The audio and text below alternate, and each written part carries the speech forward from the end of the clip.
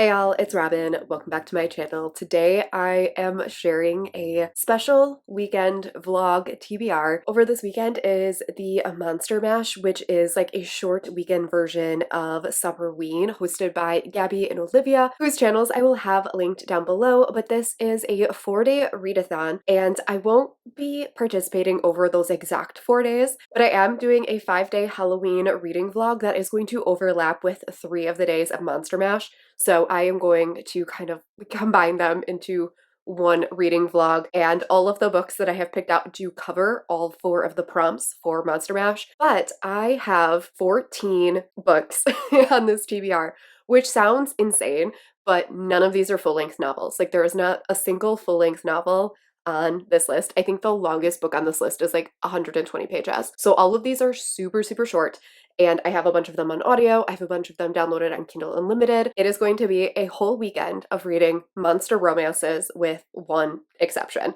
So let's quickly go over Monster Mash in general. Monster Mash is happening the 28th to the 31st, and there are 4 challenges. So the first one is to have a coin toss decide your first book, and for that I'm just going to add all of my books to like my color wheel, my spinning wheel app that I have on my phone, and just let that choose my first book. The second challenge is to read a book with a monster on the cover or in the book, and since I'm reading a lot of monster romances, this will very easily be covered. Prompt 3 is to read an audiobook, and I have 2 audiobooks, so we'll cover that one. And then the final prompt, which is one that they have in all of the different rounds and variations of their readathon, and that is to read a book at night or in the dark. And the sun sets here before 6 o'clock, so I'll definitely be reading in the dark because it gets dark very early here now, which kind of sucks. Let's go right into the 14 books that I want to read. The one outlier is Ghost 19 by Simone St. James.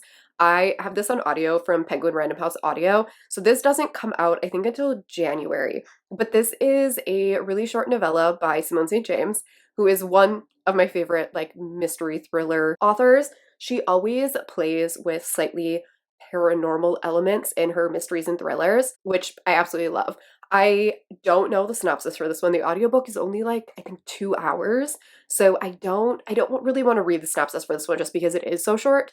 I assume that it is paranormal. I assume there's ghosts in this, but I absolutely adore Simone St. James, so I trust her entirely with this novella. So I'm just going to kind of go in not knowing and let it take me for a ride. And then the remaining 13 books are all romances. First up is That Time I Got Drunk and Yeeted a Love Potion at a Werewolf by Kimberly Lemming, which is the world's longest book title. But I read the first book, which is That Time I Got Drunk and Saved a Demon, earlier this month, and I loved it. I thought it was so much fun, and I ended up giving that one 4.5 stars, and I'm kind of obsessed with this world now. This is kind of like a medieval inspired fantasy world. And in the first book, our heroine is a cinnamon farmer, ends up saving a demon and realizing that the monsters that are like the demons that they thought they were keeping like out of their world are actually not evil. And heroine of that first book, this is her best friend, and apparently she has romance with a werewolf. That's all I know. I do have this on audio. This is available on audio through Scribd, I believe, and I really like the audio. The series is just fun and lighthearted. It's absolutely hilarious and surprisingly steamy. From Scribd as well, I have What the Hex by Alexis Daria. This is an author that I have had my eye on for quite a while, but Alexis Daria, a couple of books that she's published so far have featured certain things that I don't typically love. I believe one of her books is following like an actress and actor, and I don't like books about famous people.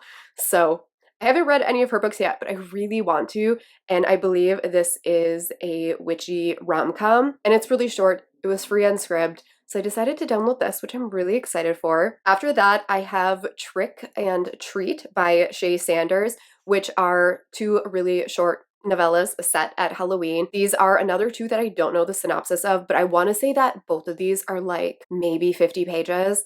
So whenever I pick up novellas like this, I tend to not read the synopsis because there probably isn't really a synopsis for them, but I've heard really good things about these. These are 2 novellas that always end up going around on lists of like holiday romances to read for Halloween, and it is time that I finally read them. Same thing with Tales of Two Cities by Alexandra Warren. this Tale of Two Cities series has holiday novellas for like a whole ton of holidays. I think there's like a St. Patrick's Day one and a Valentine's Day one. This is obviously the Halloween themed one. And again, we're gonna go into it and figure it out together. After that is a brand new release, and that is Hallows Grove by Lee Jacot. I searched high and low on how to pronounce this author's last name, and no matter where I tested out the audiobook, none of the audiobook samples pronounced the author's last name, and it was driving me nuts. But this is a brand new novella, and I believe this one is like a Halloween murder mystery party that has an actual murder happen. And I think it might be like a best friend's brother, brother's best friend romance. I'm really excited for it. I think that whole idea of like a Halloween murder mystery party turned actual murder sounds really fun. Then the next two that I have, I think, are the two longest books on this TBR. And I added both of these because of Steph from Teacups and Tropes, whose Instagram I will link down below. But she binged both of these earlier this month and gave them like 4 stars and said they were really cute. And that is Muscles and Monsters and Tentacles and Triathlons. And these are monster romances set around a gym, which something about that combination is so adorable. And I love these covers. These covers are so stinking cute. And everyone that's read these says that they're really entertaining and really fun. So another romance that goes around a lot this time of year is Halloween Boo by Sarah Spade. And this has been one that's been on my TBR a couple of times. After that, I have Riding the Headless Horseman by Molly Likovic. Not 100% if I'm saying that right. I've never heard of this book. I've never seen it before. I just found this one browsing through Kindle trying to find books for this TBR, and this is a Headless Horseman romance. I've read one other Headless Horseman novella from Aveda Weiss, which was Headless, and I really liked it, so I'm excited to give another Headless Horseman romance a try. And then I do have an Aveda Weiss book on this year's spooky TBR, and that is Bound, which I believe is a novella before an upcoming standalone series, so I think there's gonna be 3 books. And I think this one, if I'm remembering correctly, is an MMF romance between like a werewolverine and like a werelynx and something else. So it should be it should be very interesting. There are shifters in here, but not werewolves, other creatures. And then the next one is Love Laugh Lich by Kate Pryor. And this is another one that I just found while browsing on Kindle Unlimited. It's actually book 2 that like caught my eye. I'm gonna pop the cover up right here. But these are all monster workplace romances, which just seems like a hilarious combination, and I am here for it. I believe in this one, the heroine works for a lich, and it is a boss employee workplace romance, if I'm remembering correctly. It sounds like a wild good time. And then the final like addition, like a late addition to this TBR, is Blood Moon by Gillian Graves. Gillian Graves is an author that I've had on my TBR for what feels like forever. This one just came out. I didn't realize this was a novella, and I was trying to get one of her other books on this TBR, but they were all full-length novels, and I just knew that I wasn't gonna have time for a full-length novel.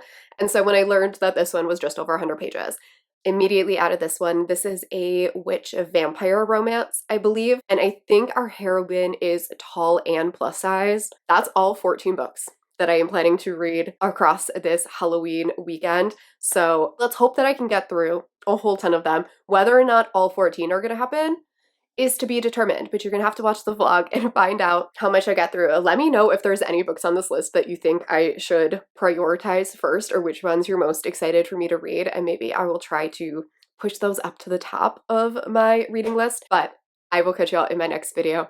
Bye.